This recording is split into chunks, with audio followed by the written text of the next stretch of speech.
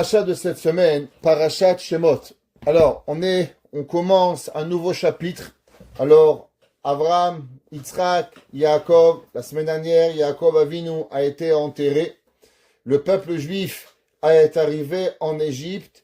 Et là, on est dans les 86 ans d'esclavage. Malgré qu'on a reçu 400 ans d'esclavage, on a commencé à compter depuis la naissance de Yitzhak, depuis que Yaakov Avinu est descendu en Égypte, 210 ans. Combien il y a eu véritablement d'esclavage forcé? 86 ans. Valeur numérique, le Shem Elohim. Elohim, nom de Dieu, Elohim, 86, qui est la rigueur pour pouvoir y arriver. Au moment où on arrive à ce moment extraordinaire de la libération du peuple juif de l'esclavage, Akadosh Baruch Hu, il va choisir un homme. Cet homme, il va s'appeler Moshe Rabbeinu. Moshe Rabbeinu va devenir le Mashiach, le libérateur, le sauveteur du peuple juif. Vous savez, on avait déjà fait un cours que Moshe Rabbeinu, il est le premier sauveur et il va être le dernier sauveur. On avait déjà dit que comment c'est qui Mashiach? Le Ora Chaim Akadosh, il dit Mashiach, c'est Moshe Rabbeinu. De la même façon que Moshe Rabbeinu a sauvé le peuple juif la première fois, Moshe Rabbeinu va sauver le peuple juif à la fin des temps. Malgré qu'il s'appelle Shiloh, le Mashiach, on avait déjà vu que la valeur numérique de Shiloh, c'est 345. La même valeur numérique que Moshe aussi, valeur numérique 340. Vous savez, la Torah, elle est tout sauf un livre d'histoire. La Torah, elle vous raconte pas des histoires. Chaque chose dans la Torah, chaque geste que la Torah décrit, c'est pour apprendre une leçon. Non seulement une leçon pour l'époque, mais une leçon pour chaque moment de la vie. Ce qu'on appelle la Torah, elle est nitzrit. La Torah, elle est éternelle. Chaque mot, chaque lettre, il y a un enseignement. Pourtant, il y a un enseignement, il y a une partie de la paracha de cette semaine qui a l'air un petit peu, qu'on pourrait dire, pas très compréhensible. Pourquoi la Torah, elle nous le rappelle. La Torah dit comme ça, Moshe Rabbeinu, vous savez, il arrive, il voit le buisson ardent en train de brûler. Et là, Kadosh Baruch Hu, il dit à Moshe Rabbeinu, regarde Moshe, tu vas devoir aller libérer le peuple juif. Et Moshe Rabbeinu, il dit à Hachem, Vaya'an Moshe vayomer vehen lo ya'aminuni.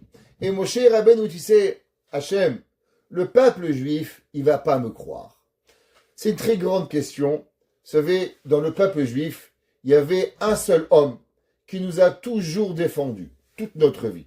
Qu'on a fait du bien, du moins bien, des catastrophes. Il y avait une personne qui nous a toujours défendus. Comment il s'appelle? Moshe Rabbeinu. Comment il s'appelle Moshe Rabbeinu en hébreu? Raya Me'emna, le berger avec qui on peut faire confiance. On a fait le veau d'or. Dieu voulait nous tuer. Qui va nous aider? Moshe Rabbeinu. On a fait la faute des explorateurs, Moshe Rabbeinu. On s'est plaint du manger, Moshe Rabbeinu. On s'est plaint de boire, Moshe Rabbeinu. Moshe Rabbeinu va être là à chaque situation. Pourquoi? Parce que Moshe Rabbeinu nous faisait confiance. Moshe Rabbeinu, il fait confiance à son peuple. Ouais, pour pouvoir parler, pour être un bon avocat, il faut avoir confiance à son client. Alors Moshe Rabbeinu, il a une totale confiance entre le peuple juif. Si c'est comme ça, comment ça se fait que Moshe Rabbeinu, quand Dieu il lui dit, va dire au peuple juif que je vais les libérer, qu'est-ce qu'il dit Moshe Rabbeinu? Non, Dieu, ils vont pas te croire, ils vont pas me croire. Pourquoi ils vont pas me croire? Et d'où tu sais, Moshe Rabbeinu, Bene Avraham, Yitzhak, Yaakov, Am Israël, comment c'est possible que Moshe Rabbeinu, il a osé dire une phrase pareille, Ve'em lo ya'aminuni, Ve'lo yishmu bekoli, ils vont pas écouter ma voix. Qu'est-ce qu'ils vont dire? Ils vont dire, tu sais, Moshe Rabbeinu, t'es un menteur, Dieu t'est jamais apparu. Ils vont pas me croire. Alors la Torah dit, Vayomer elav Hashem, et Hashem, il a dit à Moshe, Maze beyadecha, qu'est-ce qui est dans ta main?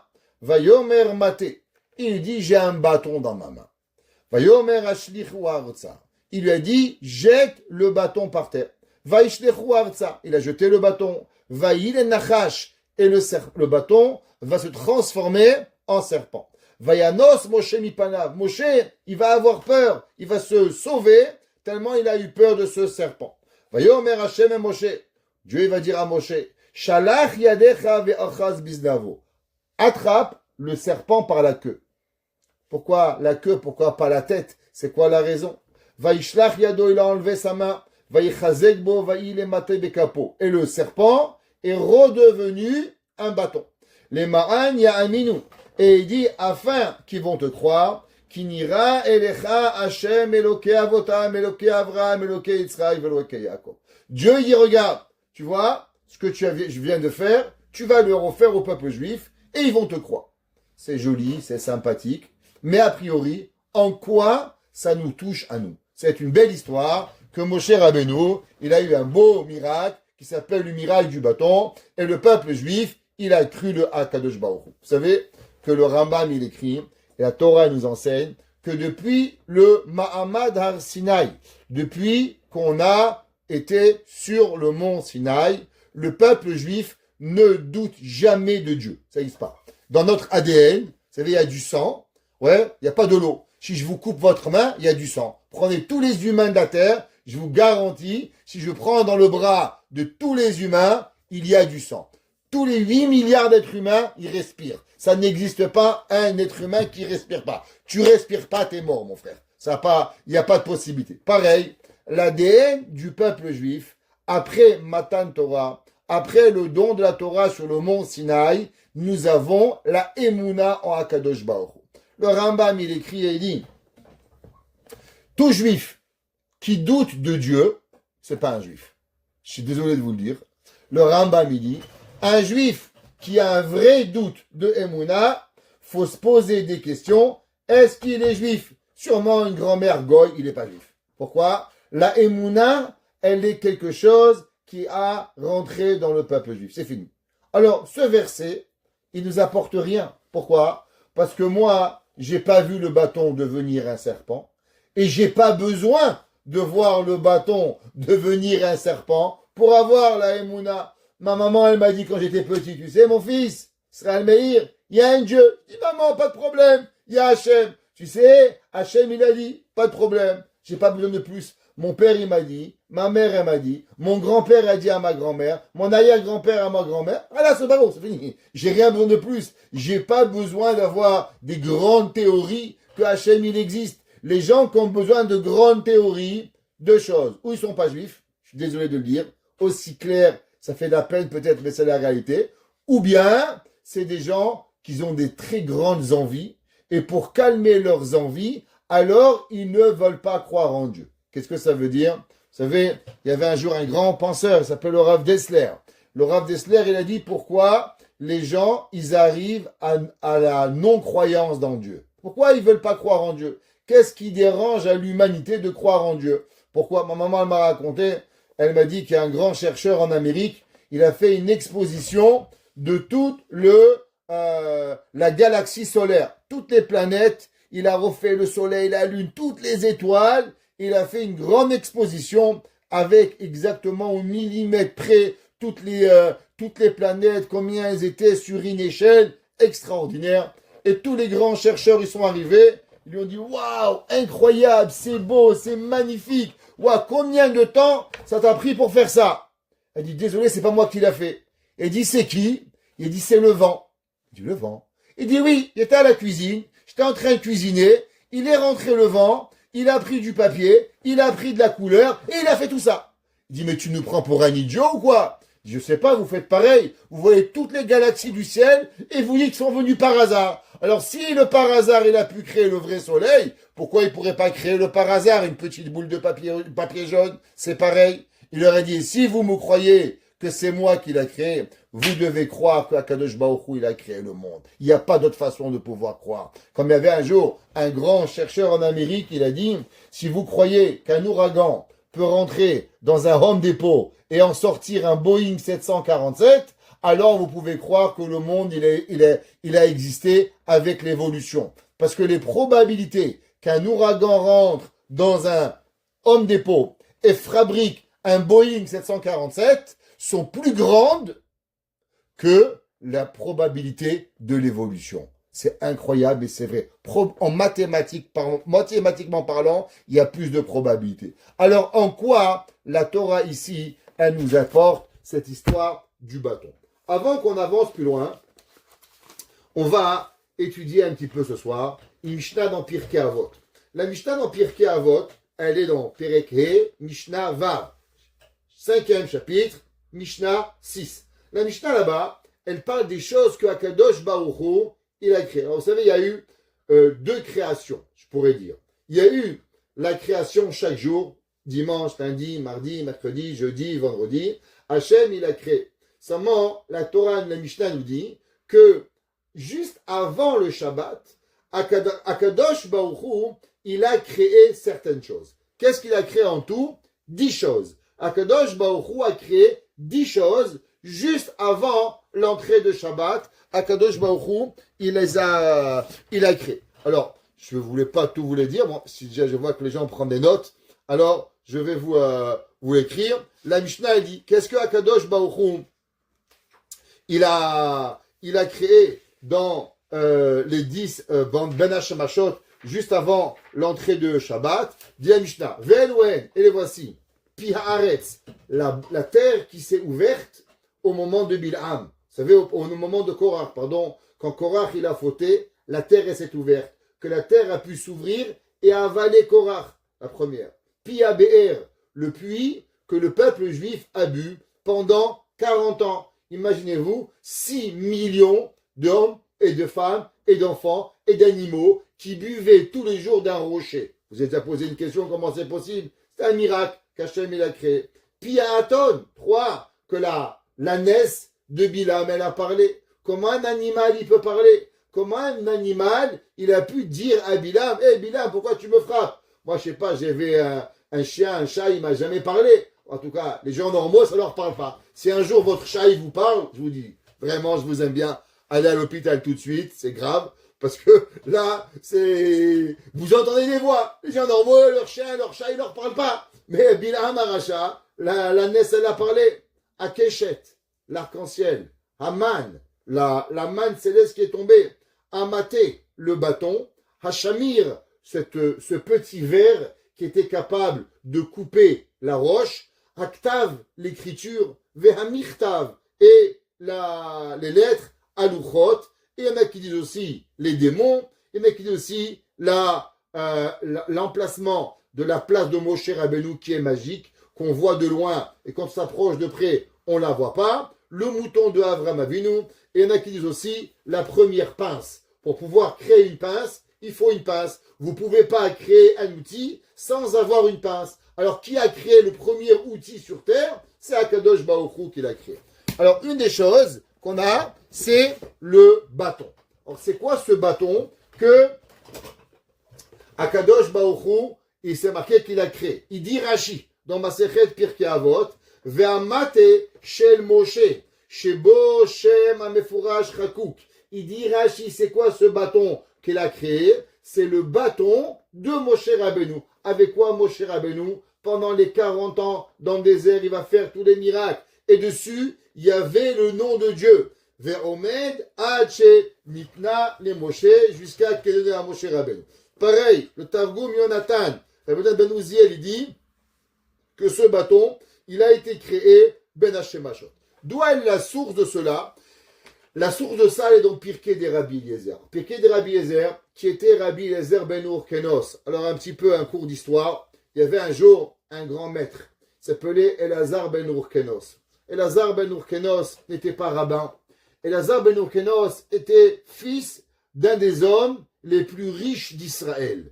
Urkenos était milliardaire. Il avait des terrains, il avait des puits, il avait des animaux, il avait tout ce qu'un homme peut rêver. Et il avait un fils qui s'appelait Elazar. Elazar était très très très fort. Et son papa, il donnait les champs les plus difficiles à labourer. Elazar, il pouvait prendre des pierres qui étaient très grosses, les lever, labourer le champ, et il travaillait tous les jours, il était heureux. Un jour, Elazar Ben Urkenos s'est arrêté pour avoir son lunch, son heure de lunch comme tout le monde, manger son petit sandwich que sa maman, elle lui a préparé. Alors Elazar Ben Urkenos, il s'est assis, et de l'autre côté du mur, il y avait deux élèves de la yeshiva, de Rabbi Yochanan Ben Zakkai, qui se sont assis. Donc un du côté du mur, et Elazar Ben Urkenos de l'autre côté du mur. Et ils ont commencé à parler de Torah. De quoi ils parlent les rabbins? Du beau temps, de ce qui fait beau, de ce qu'il y a Facebook, d'Arlil Book. Qu'est-ce qu'on a à voir? Rien à voir avec tout ça, nous. De quoi on parle? Torah. Qu'est-ce que Kishboch y pense? C'est quoi la mitzvah? Qu'est-ce que Hachem veut de nous? Et les deux élèves, ils parlent de Torah. Et Lazar ben Urkenos a écouté cette Torah, c'est lui rentré dans le cœur. Et depuis ce moment, il n'arrivait plus à avoir rien envie dans la vie que d'étudier la Torah. Presque qu'il a commencé, je vais dire un mot peut-être dur, commencé à avoir un petit peu une dépression. Alors son papa l'a vu triste et il lui a dit « Qu'est-ce que tu as, Elazar? Le travail, c'est trop difficile. » Alors il a changé de champ, changé de travail, trouvé un autre emploi, au bureau. Elazar, il n'avait aucune envie de rien. Il dit à son père un jour « Papa, j'ai envie d'aller étudier la Torah. » Il étudie la Torah. « Mais toi, Elazar, t'es un abruti. Tu sais rien. Tu sais même pas une lettre de Torah. Tu sais même pas lire. Qu'est-ce que tu vas étudier la Torah? Perds pas ton temps. Va travailler. La yeshiva, c'est fait pour les fainéants. Pas fait pour toi. Nous, on doit travailler. » Alors, il a essayé, mais il n'est pas arrivé, Elazar. Et un beau jour, Elazar ben Urkenos va prendre son baluchon et il va aller à la yeshiva de Rabbi Yochanan ben Zakkai. Là-bas, il va aller à étudier la Torah et il était très très pauvre. Quand les gens s'approchaient de lui, il sentait très mauvais. Alors, Rabbi Yochanan ben Zakkai a demandé à Rabbi Yossi HaKohen et il lui a dit, va voir pourquoi il sent tellement mauvais de la bouche. Alors, il s'est rendu compte qu'il ne mangeait rien. Il avait du sable et il mangeait de la terre. Et la seule chose qu'il mangeait, c'était de la terre. C'est pour ça que sa bouche sentait tellement mauvais. Rabbi Yochanan ben Zakkai, il dit à un élève, il est prêt à dormir dans un banc dans la rue, manger de la terre pour étudier la Torah. À partir de ce moment-là, il a pris et il a gardé avec lui. Et Rabbi Lazar ben Urkenos a grandi en Torah d'une façon extraordinaire. Un jour, pendant ce temps-là, son père, Elazar ben Urkenos, M. Urkenos, avait fait vœu que son fils Elazar était complètement déshérité, qu'il ne toucherait rien de tout l'héritage de son père à cause qu'il est parti à la yeshiva. Et il a entendu qu'il était à la yeshiva, chez Yavne Vechachamea. Alors il a dit, je vais arriver là-bas et je vais faire un scandale à ces rabbins. Ils ont volé mon fils, ils m'ont pris mon fils.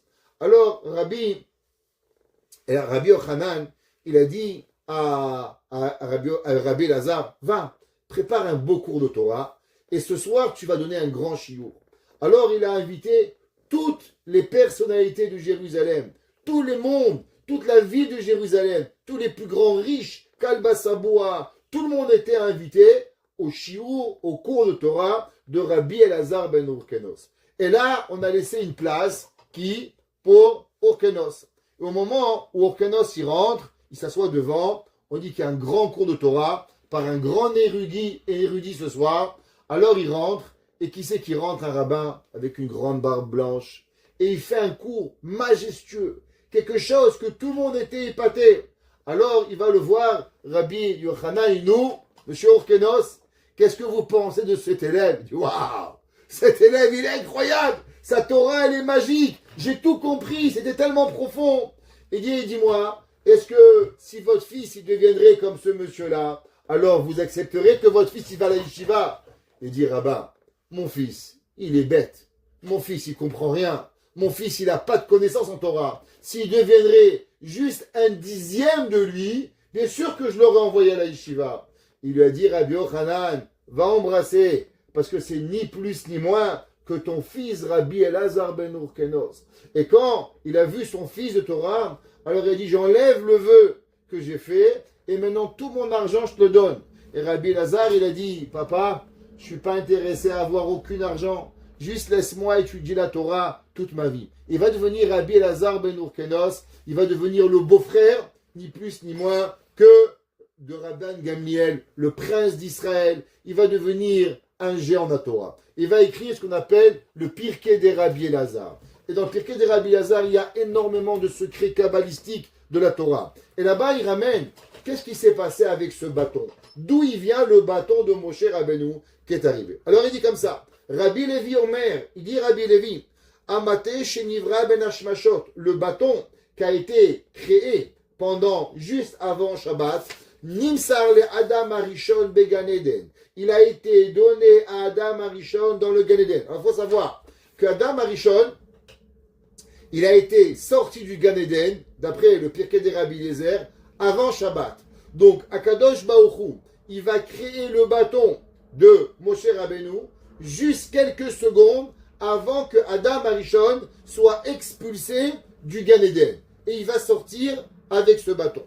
Vers Adam Arishon, qu'est-ce qu'il a fait avec ce bâton? Massar le Chanoch, il va donner à Chanoch. Qui était Chanoch?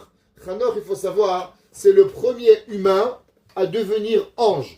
Vous allez voir dans la Torah, dans ces parachats Shemot, on a déjà fait un cours sur ça, ceux qui se rappellent il y a plusieurs années. C'est marqué Vechanoch enenu qu'il est kacho Elohim. Et Chanoch n'est plus, car Dieu l'a pris. Qu'est-ce que ça veut dire? Il dit au Targum Yonatan, Chanoch, Dieu est un grand tzaddik Chanoch, alors Dieu il va le prendre et il va le rendre le Malach Matat. Alors c'est quoi le Malach Matat? Il s'appelle Matatron. Le chef de tous les anges s'appelle Matatron. Et qui est cet homme-là, ce Malach? Eh bien, il était un homme qui s'appelait Chanoch. Chanoch était humain et Dieu va le rendre ange. Il y a eu un autre homme qui va devenir un ange, tout le monde connaît, Eliyahu Hanavi. Eliyahu Hanavi, le prophète Élie, Dieu va venir sur terre et va venir avec un chariot de feu pour le monter au ciel. Il va devenir Malach, un ange. Mais le premier qui va devenir un ange, il va s'appeler comment? Chanoch. Alors Adam Arishon va donner à Chanoch, cet homme-là, qui va devenir plus tard un Malach, il va donner le bâton. Ve Chanoch, qu'est-ce qu'il va faire Chanoch de ce bâton avant de partir du ciel? À qui il va le donner? Il va le donner ni plus ni moins à Noach. Noach, celui qui est rentré dans la Teva. Qui c'est qui va rentrer avec la Teva? Noach va rentrer avec le bâton. Noach, il va donner à quel enfant? Il avait 3 enfants. Ham, Shem et Yafet. Il va donner à qui? Il va donner à Shem. Ouais, les Sémites, d'où on vient, c'est quoi les antisémites? Eh bien, il vient de Shem. Shem était l'enfant choyé de Noach. Shem, il va rencontrer qui? Un homme. À la fin de sa vie, il va rencontrer Avraham Avinu. Avraham Avinu. Malgré que Shem, il va mourir beaucoup plus tard. D'après le Midrash, Shem, il va mourir à la période de la construction du Beth Amikdash. Ça veut dire en l'an 2800. Je vais expliquer un petit peu combien le temple a été construit par Shlomo HaMelech 480 ans après la rentrée du peuple juif en Israël. Alors un petit calcul mathématique, mettez-vous à vos calculatrices. On est sorti d'Égypte en l'an 2448. Ouais, combien de temps on est resté dans le désert? 40 ans. Donc c'est facile. 2448 plus 40, 2488. Maintenant, sur 2488, vous rajoutez 480 ans. 480 ans, c'est là que le temple, il va être construit. 480 années. Donc on est rentré en Israël, on a conquis toutes les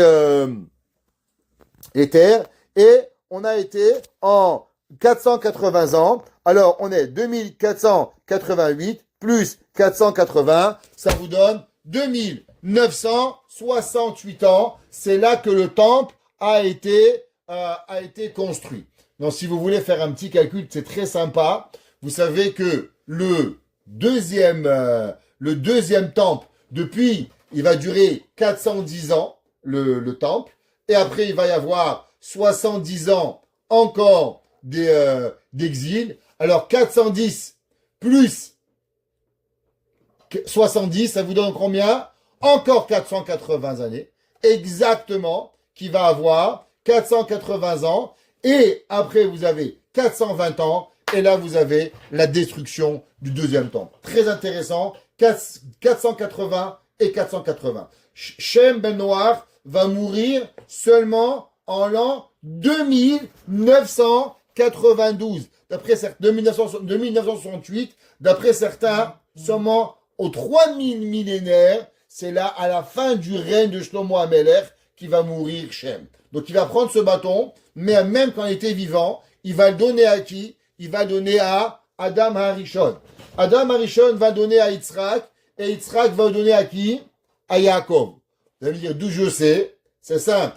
Yaakov Avinu, qu'est-ce qu'il va dire au moment où il va passer la rivière? Il dit Ki bemakli avarti et ayarden azé. Vous savez que Yaakov Avinu, quand il a été dépouillé par son neveu Esav, il va se retrouver sans rien. Et il va dire, car j'ai passé le Jourdain avec mon bâton. Dit le Midrash, qu'est-ce qu'il a fait? C'est qui le premier homme à avoir ouvert une mer ou une rivière pour pouvoir passer? C'est pas le peuple juif à Kriyat Yam-Souf, l'ouverture de la mer Rouge. Qui c'est le premier qui a ouvert un fleuve pour pouvoir passer? Eh ben, c'est Yaakov Avinu. Yaakov, quand il voulait aller à Haran, il voulait aller en Turquie, alors il a passé le Jourdain, il a tapé avec le bâton, le Jourdain s'est ouvert et il est passé. Première fois. Deuxième fois, qui c'est qui a ouvert la mer? Moshe Rabbeinu. Troisième fois, qui c'est qui a ouvert la mer? Yehoshua. Yehoshua, lui aussi, il a ouvert le Jourdain pour pouvoir rentrer en Eretz Israël et aller à la guerre à Jéricho pour pouvoir y arriver. Alors Yaakov, il dit, Ki bemakli avarti et ayarden azé, avec ce bâton. Quel bâton? Le bâton qu'il a reçu de Yitzhak. Yitzhak a reçu de Avraham. Avraham de Shem. Shem de Chanor. Chanor de Adam ha-Rishon. Après, qui c'est qu'il a reçu quand on était en Égypte? Eh ben, ça faisait partie des cadeaux que Yaakov Avinu, il a donné à qui? Il a donné à son fils Yosef.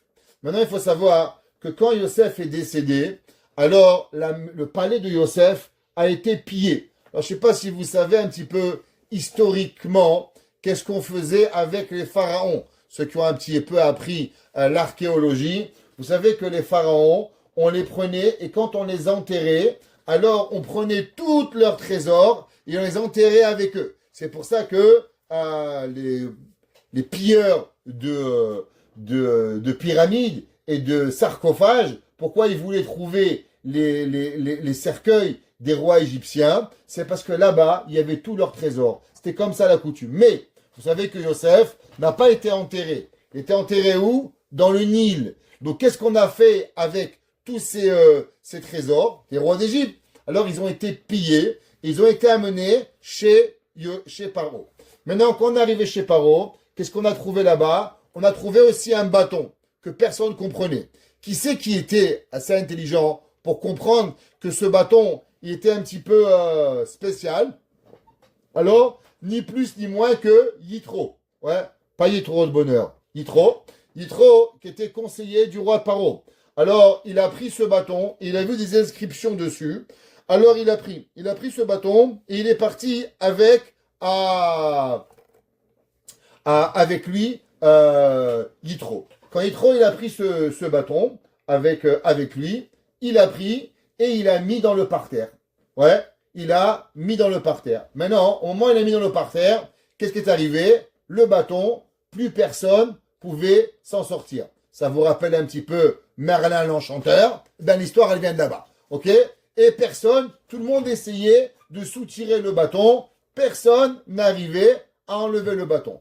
Moshe Rabbeinu, cette semaine, qu'est-ce qu'il va faire? Il va sauver les filles de Yitro. Ouais, les bergers voulaient attaquer les filles de Yitro. Malheureusement, ils voulaient abuser de eux. Moshe Rabbeinu va venir et va les défendre. Et Yitro va inviter Moshe Rabbeinu chez lui. Quand il va arriver chez Yitro, qu'est-ce qu'il va voir? Dans le jardin, il va voir un bâton avec des noms hébraïques dessus. Yudke, Vavke. Il y avait dessus aussi toutes les makot. Datsar, Adash, Be'achab, Dan, Sfardea, Kinim, Arob, Dever. Il y avait Yudke, Vavke et 10 lettres que les 10 lettres représentaient les 10 makot. Moshe Rabbeinu va prendre le bâton et va surélever le bâton et le bâton il va s'enlever. C'est là que Yitro il va dire waouh, celui-là il va sauver le peuple juif et donc il va lui donner sa fille Tzipora en mariage pour pouvoir et il va dire le Midrash Ve'amar ze'ati lig'ol et Israël mi Mitzrayim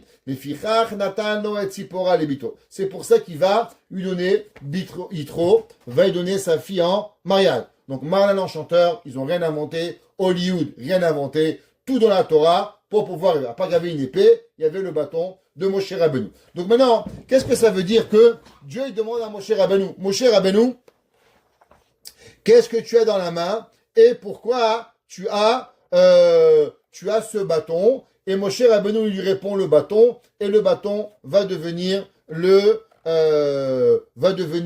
serpent. Alors,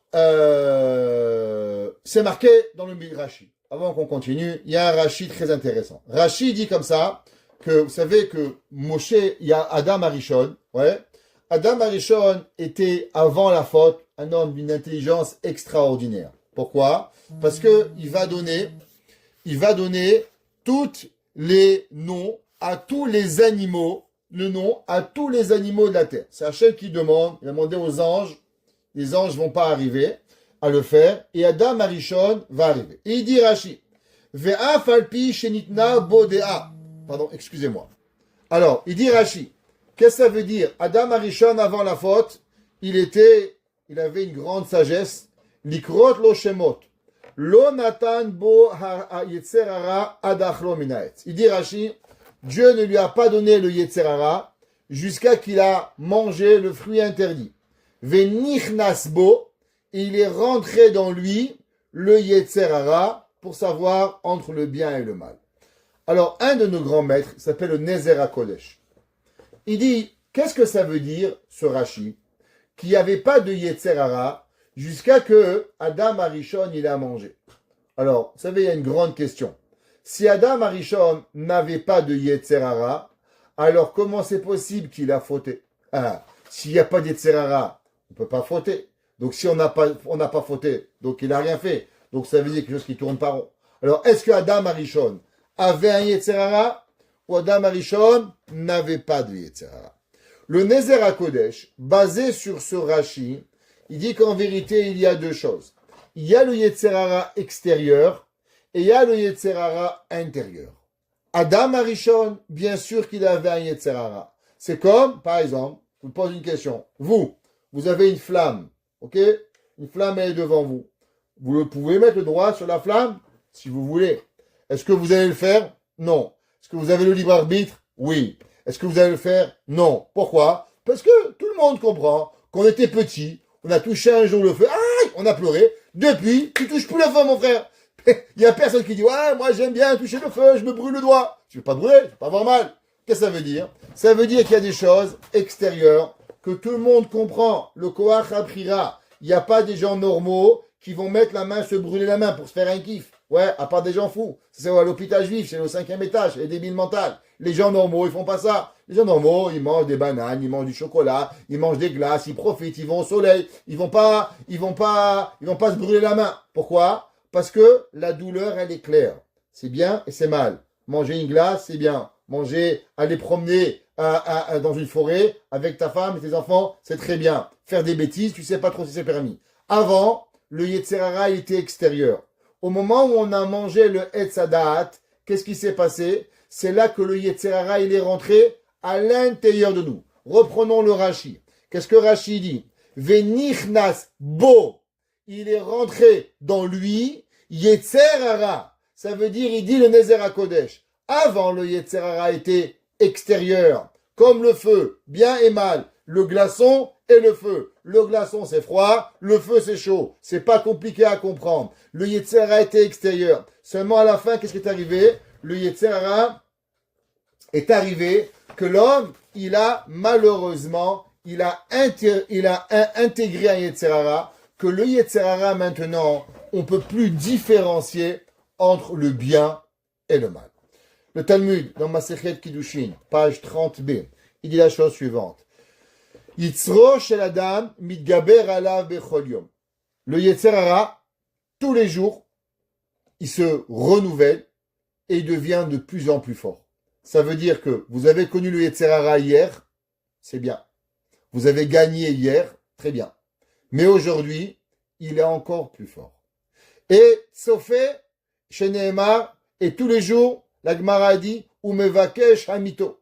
Le Yetzer Hara, il veut nous tuer. Vous, moi, tous les gens. Ça n'existe pas. Son travail. Il a qu'un seul but. Que nous, on perd. D'où est-ce qu'on sait? Ça marqué dans le verset, dans Teilim. Sofé, Racha la Tzadik. Il visionne le mécréant au juste.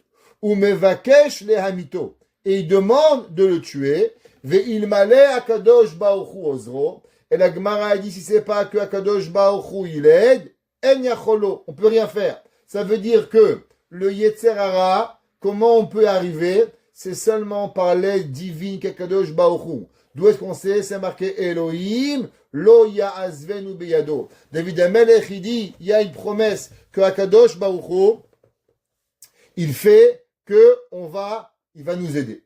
Maintenant, il y a un verset à la Torah qui dit comme ça, dans Parashat Kitetse.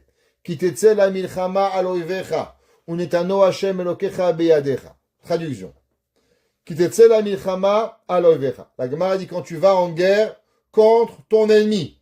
Dit la Gemara de quel ennemi tu parles?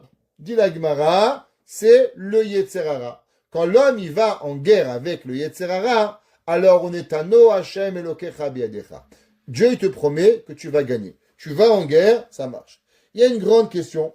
Pourquoi c'est marqué Kitetse la milchama al oivecha, sur ton ennemi?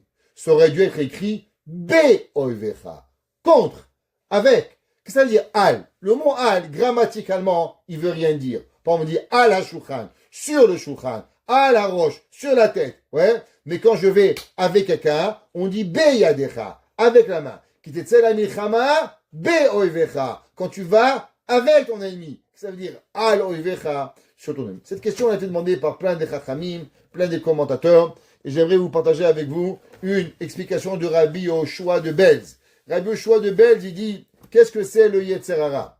Le Yetzer Hara, il a deux façons de nous attaquer. Des fois, aller vol, aller ment, aller triche, aller je sais pas quoi, mange pas cachère, fais pas ci, fais pas là. Le Yetzer Hara, il a plein de moyens. Tous les jours, il vous attaque avec différentes façons pour pouvoir vous arriver. Mais des fois, le Yetzer Hara, il a l'air d'être gentil. Il faut dire, faut pas se bagarrer, ça va, il est sympa le Yetzer Hara. C'est bien, il est gentil, il est mignon, on n'a pas besoin de se bagarrer. Mais en vérité, lui, qu'est-ce qu'il fait? Lui, il est seulement en train de dormir pour vous apprendre. Vous savez, c'est comme les espions. Il y a des espions qui peuvent être des cellules dormantes terroristes dans un pays, 10 ans, 20 ans. Ils mangent, ils boivent, ils dorment, ils travaillent, ils payent des impôts. Ils sont des gens modèles. Et un jour, bam, ils tuent. Ils tuent des gens en barminane. Ouais, qu'est-ce qui arrive? Parce qu'ils sont une cellule dormante. C'est pas parce qu'ils dorment qu'il faut pas savoir qui ils sont. Il dit le Rabbi Yoshua de Belz, il dit pareil, Kitetse la milchama al oivecha. Des fois, le Yetzer Hara, il n'est pas en guerre contre toi. Et tu crois qu'il te fait rien de mal. Il a l'air sympathique. Mais c'est ça l'erreur. L'erreur, elle est que toi, tu dois venir et tu dois savoir qui il est le Yetzer Hara. On ne peut pas croire que le Yetzer Hara, il est gentil. Ça n'existe pas. On ne peut pas se laisser aller. Vous savez, ça me fait la peine de dire ça, mais Chachamim nous ont donné des halachot. Des halachot qui sont clairs. Exemple, vous avez une halakha qui s'appelle la halakha de Yichud. Beaucoup de gens ne connaissent pas cette halakha. Et pourtant, c'est une halakha obligatoire. Vous savez qu'un homme et une femme ne peuvent pas être ensemble dans une maison s'ils ne sont pas mariés. Exemple, moi et ma femme, on est mariés, on peut être dans la même maison. Mais non, si moi je ne suis pas à la maison, ou ma femme elle n'est pas à la maison, s'il y a une femme qui vient, ou moi je ne suis pas à la maison, il y a un homme qui vient, on ne peut pas être dans la même maison. On n'a pas le droit. Ça s'appelle Yichud. Un homme et une femme ne peuvent pas être dans une même chambre, être dans une même maison. Si par exemple, vous m'invitez chez vous, je ne peux pas rentrer à la maison. Je reste à l'extérieur, à moins qu'il y a d'autres personnes, il y a un minimum, 3 hommes, plusieurs femmes. Sinon, c'est assourd. Qu'on soit rabbin, qu'on soit radin, qu'on soit qui vous voulez. Ça ne marche pas. C'est la loi de Yichud. À quel âge ça commence la loi de Yichud? La loi de Yichud, elle commence quand un garçon, il a 9 ans, et quand une fille, elle a 3 ans. Ça veut dire qu'un garçon de 9 ans, pas des frères et sœurs, un petit voisin de 9 ans, une fille de 3 ans, ils ne peuvent pas être dans la même maison. Ça fait, il y a quelqu'un qui m'a appelé un jour, malheureusement, prenait un babysitter homme de 14-15 ans. Il avait des petites filles de 5-6 ans. Et un beau jour, ils avaient des caméras à la maison. Et il a vu sur les caméras, ce que vous vous doutez bien, que le garçon de 14 ans, il faisait. Il criait, ouais, monsieur. Il dit, monsieur, vous savez, à la fin de tout, c'est terrible ce qui vous est arrivé. Dieu préserve. on vous souhaite aucun mal. Mais vous savez qu'est-ce qui se passe? La halakha, elle est que c'est assourd. On n'a pas le droit qu'un garçon de 14 ans y babysit une fille. C'est assourd, point à la ligne. Maintenant, c'est sûr que c'est terrible. Le cœur des parents, il est déchiré. Le cœur des gens s'est fracassé. Mais ça ne change pas qu'on aurait pu éviter ce problème. Comment? À travers de connaître la Torah. La Torah nous met en garde. Un garçon, il ne touche pas une fille. Un garçon, il ne babysite pas une fille. Ça, c'est halakha. Point net et précis. Tu fais ce que la Torah te demande, alors tu vas être protégé. Ça veut dire que quoi? Ça veut dire que des fois, tu dis, mais il est gentil, il est sympa, il est serviable. Oui, il a l'air très. Le Yetzer Hara, il dort. Mais le jour où il se réveille, tu vas tout perdre. Il dit le Chovot Alevavot. Ben Adam, un homme. Raoul lo la da'at. Il doit savoir qui a sonné à Gadol sheyesh lecha ba'olam. C'est qui votre plus grand ennemi? Ou yitzrecha. C'est ton Yetzer Hara. Animsar bekochot nafshecha. Qui se situe dans les forces de dans ton âme. Ton pire ennemi, c'est pas ton ex, c'est pas ton voisin, c'est pas ton beau-frère, c'est pas ta belle-sœur, c'est pas ta sœur. Ton pire ennemi, c'est ton Yetzer Hara. C'est lui qui est chez vous et qui est chez moi. C'est pas le même. Vous, vous avez le vôtre, moi j'ai le mien. Chacun avec ses problèmes, chacun avec ses affaires. Hameorav bemazeg ruchacha. Il dit, vous savez comment il est mélangé? Avec ton humeur. Il dit Chovot Alevavot. Le Yetzer Hara, il est dépendant de notre humeur. Ve'amishtatef imecha be'anahagat chushecha agufanim ve'aruchanim. Et il s'associe avec toi à chaque moment. Chaque chose que l'on fait, le Yetzer Hara, il vient. On raconte qu'il y avait un jour, Rabbi Levi Yitzhak de Berditchov, il était fiancé et il venait de se marier. Et le jour de Simchat Torah, alors on a le jour de Simchat Torah, on l'a invité à ouvrir le Echal. Alors il est arrivé, il a mis le talit, il s'est approché, il est parti, il a mis le talit, il est revenu et comme ça plusieurs fois aller-retour. À la fin, il a posé le talit, il est parti. Son beau-père à la fin il dit, dis-moi, tu m'as fait honte, qu'est-ce qui s'est passé? Il a dit, regarde, moi je voulais aller ouvrir le Echal. Le Yetzer Hara, il m'a dit, ben je viens avec toi. Je dis, mais pourquoi tu viens avec moi ouvrir la Torah? La Torah, ça m'appartient. Il a dit, regarde, tous les jours on mange ensemble, on boit ensemble, on dort ensemble, on étudie ensemble. Chaque chose on fait ensemble. Maintenant tu vas ouvrir la Torah, je viens avec toi. Je lui ai dit, mais la Torah, elle est contre le Yetzer Hara. Il dit, mais c'est vrai. Mais tu te rappelles, il y a quelques jours, quand tu as fait un cours de Torah, tu as eu de l'orgueil, tu as kiffé. Alors j'étais avec toi. Si j'étais avec toi quand tu as eu l'orgueil pour la Torah, alors maintenant, je vais venir avec toi ouvrir le Echal. Alors j'ai essayé de le repousser. Et après, il dit, tu sais quoi? Il est préférable de ne pas ouvrir la Torah avec le Yetzer Hara que d'ouvrir avec. Alors je ne l'ai pas ouvert. Ça veut dire que le Yetzer Hara, il est avec nous à chaque moment, chaque chose que l'on fait. Amoshoel besodot nafshecha betzafon chovecha, qui va venir et qui va diriger. Écoutez, Chovot Alevavot, en l'an 900, il a écrit ça. Il va diriger les secrets de ton âme et il est caché et il comprend tes obligations. Ba'al atzatecha, il te conseille. Bechol tenuatecha, dans toutes choses que tu vas bouger. Anirot ve'anistarot, comment tu bouges devant les gens ou caché. Ve'ata yashenno, lui va dormir avec toi. Ve'u erlach, et il est réveillé. Ve'ata mit'alem imenu, toi tu te caches de lui, mais lui se cache pas de toi.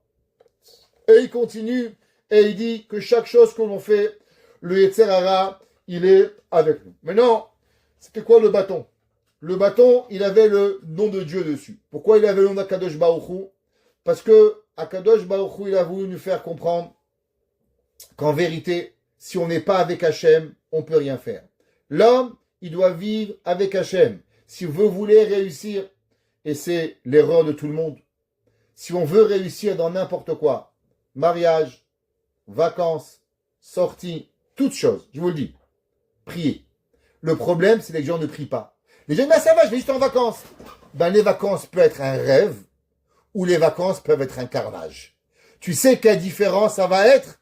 Ça va être avec comment tu vas prier. Comment tu veux Dieu avec toi? Tu as Hachem avec toi, tu as les plus belles vacances. Tu n'as pas Hachem avec toi, catastrophe, ce qui va t'arriver pour pouvoir y arriver.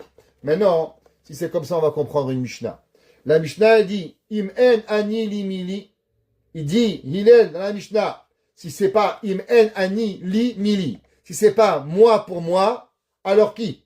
Ou keshe le atzmi, et quand moi je suis avec moi, ma ani, qu'est-ce que je suis? Ve'imlo arshav et matai. Et si c'est pas maintenant, alors quand? Inamu chazal. Il dit le Khatam Sofer. Qu'est-ce que ça veut dire cela?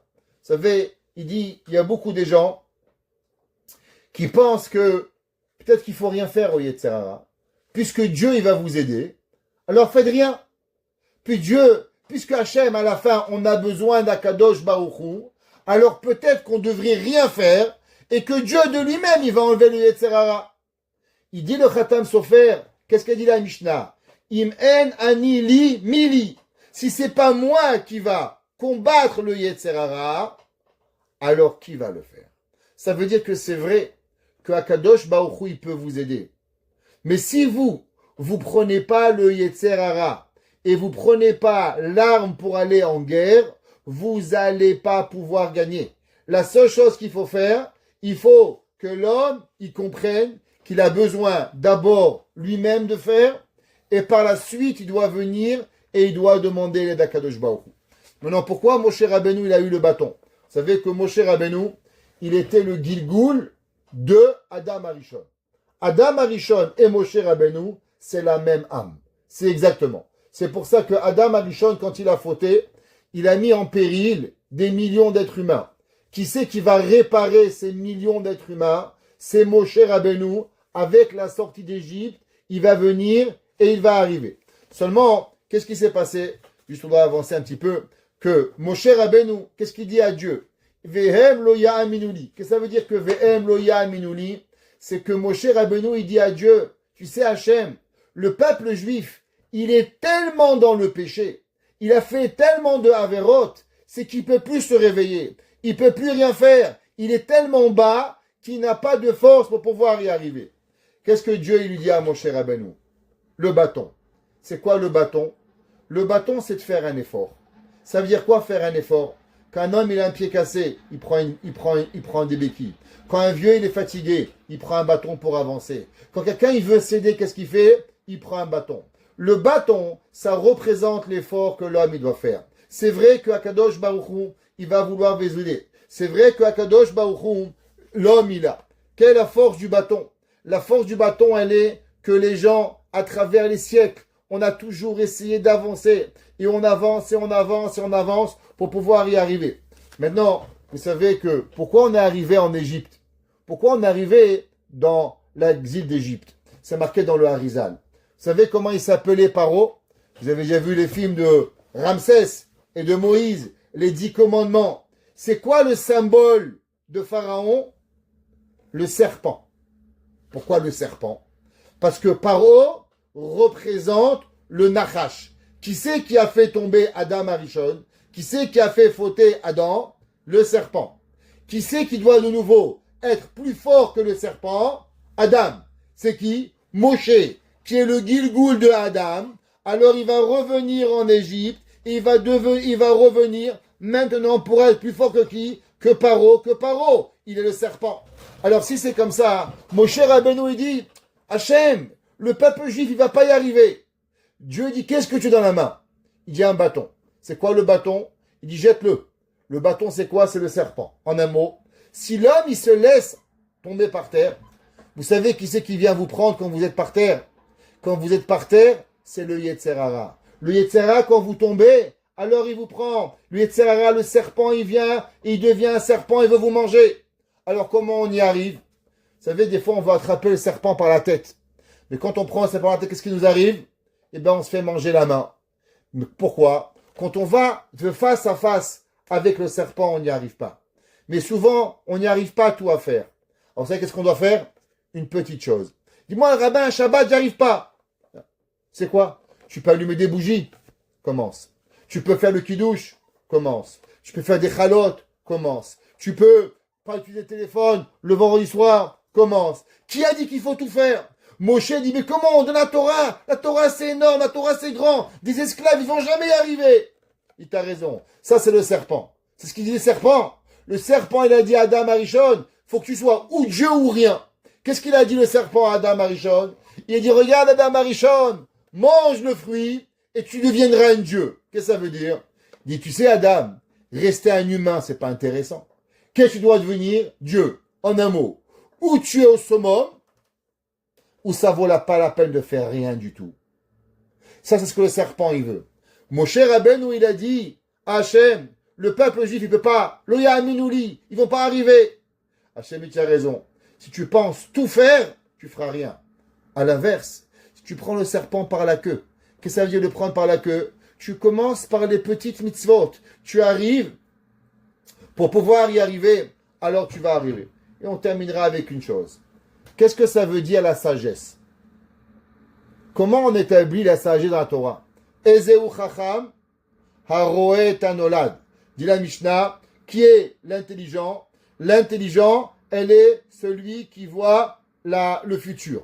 Il y a Akavia ben Malalel, il dit, Velifne mi ata ati liten din vecheshbon. Qu'est-ce que ça veut dire? Ça veut dire que l'homme, il y a deux façons de voir. Il y a le plaisir maintenant, et il y a les conséquences aux actions. Quelle différence entre un homme intelligent et un homme bête? Un homme bête, maintenant, il est diabétique, il mange du sucre.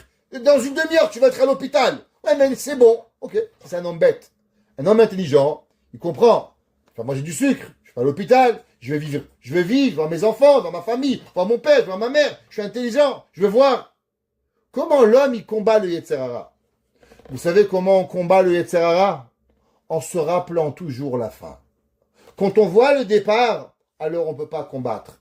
Quand on voit le moment du plaisir, on ne va pas y arriver. Mais si on pense à la fin, qu'est-ce qui arrive? À 100 ans, à 120 ans, on va monter chaque Kadosh Baruch Hu. Qu'est-ce qu'on va dire à Dieu? Alors il a dit Dieu à Moshe Rabbeinu. Moshe Rabbeinu, il a dit Dieu, ils n'ont pas la force, le peuple juif. Il tient raison. Tu sais comment on donne la force au peuple juif? Deux choses. D'abord, commence par les petites choses, par la fin, et explique-leur les conséquences de leurs actions. Donne-leur la sagesse pour comprendre la suite des événements. Quand l'homme y comprend qu'est-ce qui va arriver par la suite, alors il devient chacham. C'est pour ça que le Midrash il dit, comment il s'appelle le Yetzer HaTov? Dit Shlomo Ameler dans Kohelet, Tov Yeled Mesken Vechacham. Il est bon à l'enfant qui est chacham. C'est qui le chacham? Le chacham, c'est le Yetzer HaTov. Pourquoi il est chacham? Parce qu'il est chacham, parce qu'il nous fait comprendre l'intelligence pour pouvoir y arriver. À l'inverse, le Yetzer Hara, comment le Yetzer Hara il s'appelle? Eh bien, le Yetzer Hara s'appelle Meler Kessil. Il est un roi qui est fou. Pourquoi qui est sot? À cause que lui, il pense seulement à maintenant. Il pense seulement au désir du moment. Il pense pas arriver. Et c'est pour ça que l'histoire Moshe Rabbeinu, au moment où il va commencer son travail, au moment où il va commencer à délivrer le peuple juif, alors il a une leçon pour nous. On est tous le peuple juif. On est tous avec nos bagages. On est tous avec nos difficultés. Et véritablement, penser qu'on peut y arriver, d'un coup c'est difficile, c'est impossible. On a besoin de l'aide de Dieu. L'aide tout seul, Dieu peut rien faire sans nous. Alors comment faire? Deux choses. Commençons par toute chose qui nous est difficile, par des petites choses. On ne peut pas arrêter la shonara, prenons 1 heure par jour. On ne peut pas faire 3 prières, commençons par une prière. On ne peut pas faire tout le Shabbat, commençons à faire. Et on grandit tous les jours. Je ne peux pas arriver de 0 à 100, t'as raison. Et comment je grandis? Je grandis en ayant la chokhma, la sagesse, de ne pas penser au plaisir quotidien, au plaisir momentané, mais au plaisir qui va venir par la suite, que Akadosh Baruch Hu va nous donner les Ol Me'olamim dans l'éternité. Alors, grâce à cela, alors on pourra faire venir Mashiach. On pourra amener la libération de chacun de nous à un état privé, à un état public, que chacun de nous on a la réussite, la santé, le bonheur, de pouvoir s'élever. Parce que le plus grand pouvoir, le plus grand bonheur, c'est quand l'homme, il arrive à comprendre comment grandir. Quand l'homme de lui-même, il peut voir sa progression, où il était, où il est, où il a envie d'être, et qu'aujourd'hui, il est dans la bonne direction de pouvoir y arriver, alors Behemet Akadosh Baruch Hu, il est avec lui. Et c'est ça ce bâton qui est donné à Adam Arishon, juste avant qu'il enlève du Gan Eden. Avec quoi Adam Arishon va arriver à surmonter? Eh bien, tu vas arriver à te remonter avec un bâton. C'est quoi le bâton? C'est pour t'appuyer quand tu es fatigué. À la place de t'effondrer, eh bien, appuie-toi dessus. Fais un petit effort. Prie Hachem. Petit effort. Prie Hachem. Pense à l'avenir. Grâce à ça, on pourra avoir la hatzlacha, la joie et le bonheur et apporter avec nous Mashiach Tzidkenu, Bimera Biyamenu. Amen.